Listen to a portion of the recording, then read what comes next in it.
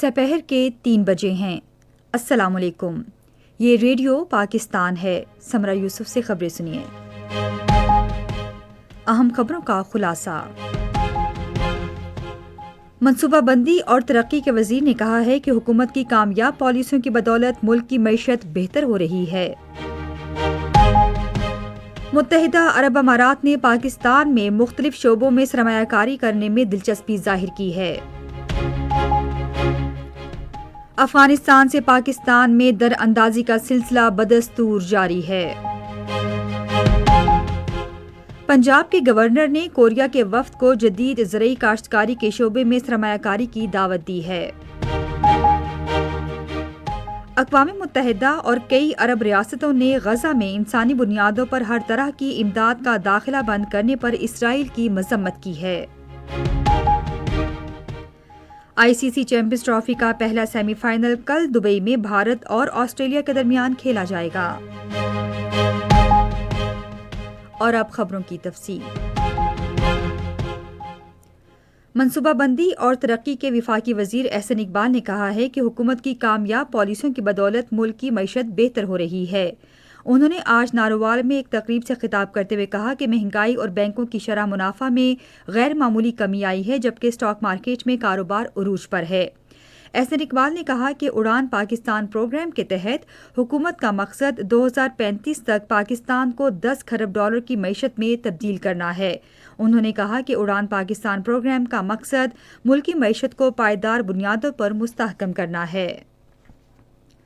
خصوصی سرمایہ کاری سہولت کونسل SIFC ملک کی معاشی صورتحال بہتر بنانے کے لیے مختلف ممالک سے سرمایہ کاری کے لیے راہ ہموار کر رہی ہے۔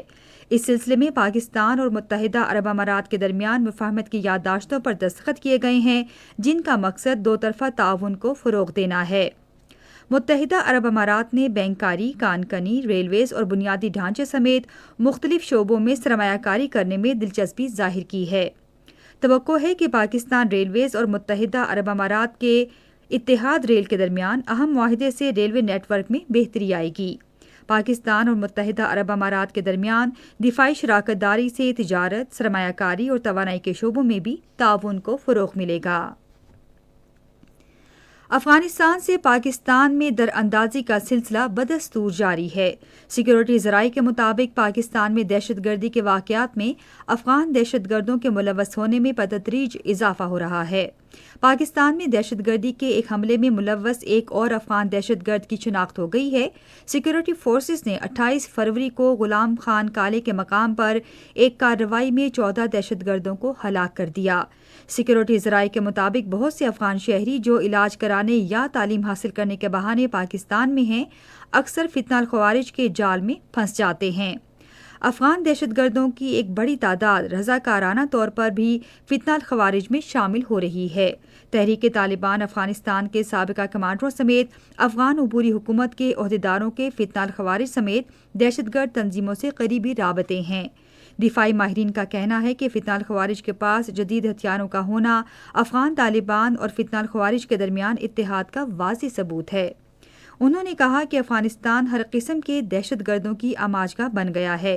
دفاعی ماہرین نے مزید کہا کہ افغان عبوری حکومت کو پاکستان میں دہشت گردی میں ملوث ہونے کی بجائے افغان عوام کی بہتری اور فلاح و بہبود پر توجہ دینی چاہیے۔ کوریا کے کاروباری وفد نے حبیب گیلانی کی قیادت میں آج لاہور میں گورنر پنجاب سردار سلیم حیدر خان سے ملاقات کی۔ ملاقات کے دوران دو طرفہ تجارت کو فروغ دینے کے طریقوں پر تبادلہ خیال کیا گیا۔ گورنر پنجاب نے کوریا کے وفد کو جدید زرعی کاشتکاری کے شعبے میں سرمایہ کاری کی دعوت دی۔ انہوں نے کہا کہ ملک میں گوشت کی درآمد کے شعبے میں تجارت کے وسیع مواقع موجود ہیں۔ پنجاب کے گورنر نے دو طرفہ تعلقات کو مضبوط بنانے اور دونوں ملکوں کے درمیان تجارتی وفود کے تبادلوں پر بھی زور دیا۔ سندھ کے وزیر اعلیٰ سید مراد علی شاہ نے متعلقہ حکام کو ہدایت کی ہے کہ رمضان المبارک کے دوران اشیاء کی قیمتیں کنٹرول کریں۔ انہوں نے آج کراچی میں ایک اجلاس سے خطاب کرتے ہوئے تمام ڈویژنل کمشنروں کو ہدایت کی ہے کہ منافع خوروں اور ذخیرہ اندوزوں کے خلاف قانون کے مطابق کارروائی کریں۔ سندھ کے وزیر اعلیٰ نے رمضان المبارک کے دوران بجلی کی بلا تعطل فراہمی کو یقینی بنانے کی بھی ہدایت کی۔ اجلاس کو بتایا گیا کہ کراچی شہر میں 250 سے زیادہ بچت بازار لگائے گئے ہیں۔ ڈیرہ اسماعیل خان میں پرچم کشائی کی ایک تقریب منعقد ہوئی۔ General officer commanding Dera Ismail Khan major general نیک نام محمد بیگ اس موقع پر مہمان خصوصی تھے۔ بعد میں میجر جنرل نیک نام محمد بیگ نے کیپٹن ہارون محسود شہید کی قبر پر پھولوں کی چادر چڑھائی اور فاتح پڑھی۔ یہ خبریں آپ ریڈیو پاکستان سے سن رہے ہیں۔ اقوام متحدہ اور کئی عرب ریاستوں نے غزہ میں انسانی بنیادوں پر ہر طرح کی امداد کا داخلہ بند کرنے پر اسرائیل کی مذمت کی ہے۔ انسانی امور کے لیے اقوام متحدہ کے under secretary general Tom Fletcher نے ایک بیان میں اسے ایک سنگین خطرہ قرار دیتے ہوئے اسرائیل پر زور دیا کہ وہ زندگی بچانے کے لیے ضروری امداد بھیجنے کے لیے رسائی دے۔ سعودی عرب، مصر، قطر اور اردن سمیت کئی دیگر ممالک نے اس غیر انسانی اقدام پر اسرائیل کی مذمت کی ہے۔ ادھر حماس کے ایک ترجمان نے کہا ہے کہ اسرائیل کی جانب سے یہ بندش جنگ بندی معاہدے سے بغاوت ہے۔ برطانیہ نے یوکرائن کے لیے 2 ارب امریکی ڈالر کے نئے فنڈ کا اعلان کیا ہے۔ برطانوی وزارت دفاع نے کہا کہ برطانوی وزیر اعظم کیئر سٹارمر نے ایک معاہدے کا اعلان کیا جس سے یوکرائن اس فنڈ کے ذریعے 5000 فضائی دفاعی میزائل خرید سکے گا۔ معروف گلوکار اور مصنف امجد پرویز کی آج پہلی برسی منائی جا رہی ہے۔ انہوں نے نیشنل انجینئرنگ سروسز پاکستان کے مینیجنگ ڈائریکٹر کی حیثیت سے بھی خدمات انجام دی۔ امجد پرویز نے موسیقی اور دھنیں ترتیب دینے پر متعدد کتابیں لکھی ہیں۔ انہیں سن 2000 میں حکومت پاکستان کی طرف سے صدارتی تمغہ حسن کارکردگی سے نوازا گیا۔ وہ سن 2024 میں آج کے روز انتقال کر گئے۔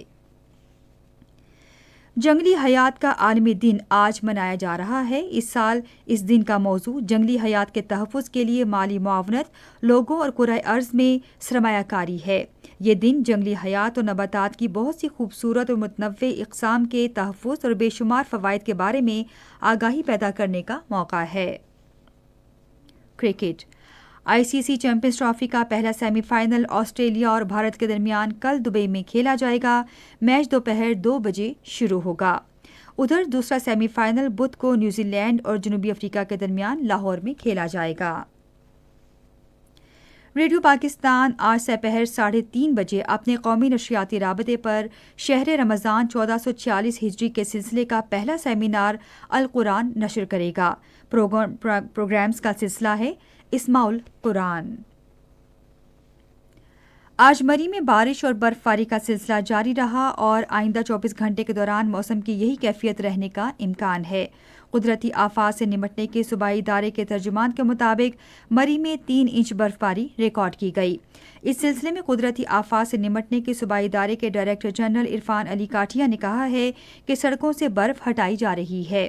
ادھر ریلیف کمشنر پنجاب نبیل جاوید نے مری انتظامیہ کو چوکس رہنے کی ہدایت کی ہے۔ انہوں نے کہا کہ مری میں سیاحوں کی رہنمائی کے لیے 13 سہولت مراکز کام کر رہے ہیں۔ انہوں نے شہریوں سے کہا ہے کہ وہ موسمی صورتحال کو دیکھتے ہوئے سفر پر جائیں۔ انہوں نے لوگوں سے کہا کہ وہ احتیاط کریں اور غیر ضروری سفر سے گریز کریں۔ ریلیف کمشنر پنجاب نے کہا کہ کسی بھی ہنگامی صورتحال میں پی ڈی ایم اے کی ہیلپ لائن 1129 پر رابطہ کیا جا سکتا ہے۔ خیبر پختونخوا کے مختلف حصوں میں بارش کی وجہ سے پیش آنے والے حادثات کے نتیجے میں 4 افراد جاں بحق اور 9 دیگر زخمی ہو گئے ہیں۔ آج پشاور میں جاری ہونے والی پی ڈی ایم اے کی رپورٹ کے مطابق بارشوں کے باعث 3 مکان مکمل طور پر تباہ ہو گئے ہیں جبکہ 10 مکانوں کو جزوی نقصان پہنچا ہے۔ اور اب موسم۔ محکمہ موسمیات کی پیشگوئی کے مطابق آئندہ 12 گھنٹے کے دوران خیبر پختونخوا، گلگت بلتستان، کشمیر، شمال مشرقی وسطی پنجاب، مری و گلیات، ضلع پوٹھوہار اور اسلام آباد میں دور دور تک اور وقفے وقفے سے بارش اور گرج چمک کا امکان ہے جبکہ پہاڑوں پر کہیں کہیں تیز بارش اور شدید برف باری کی پیشگوئی کی گئی ہے۔ آج ریکارڈ کیا گیا بعض بڑے شہروں کا درجہ حرارت: Islamabad 13 degree centigrade, Lahore 19، Karachi 29، Peshawar 12، Gilgit 10، Murree 3، Muzaffarabad 9، Srinagar 4، Jammu 19 اور Leh -5 degree centigrade record کیا گیا۔ آخر میں اہم خبروں کا خلاصہ ایک بار پھر سن لیجیے۔ منصوبہ بندی اور ترقی کے وزیر نے کہا ہے کہ حکومت کی کامیاب پالیسیوں کی بدولت ملک کی معیشت بہتر ہو رہی ہے۔ متحدہ عرب امارات نے پاکستان میں مختلف شعبوں میں سرمایہ کاری کرنے میں دلچسپی ظاہر کی ہے۔ افغانستان سے پاکستان میں دراندازی کا سلسلہ بدستور جاری ہے۔ آئی سی سی چیمپئنز ٹرافی کا پہلا سیمی فائنل کل دبئی میں بھارت اور آسٹریلیا کے درمیان کھیلا جائے گا۔ اسی کے ساتھ خبریں ختم ہوئی. مزید خبروں اور تجزیوں کے لیے آئی ہماری ویب سائٹ radio.gov.pk پر اور فیس بک کے link radio Pakistan news official پر براہ راست ویڈیو اسٹریمنگ بھی ملاحظہ کیجیے.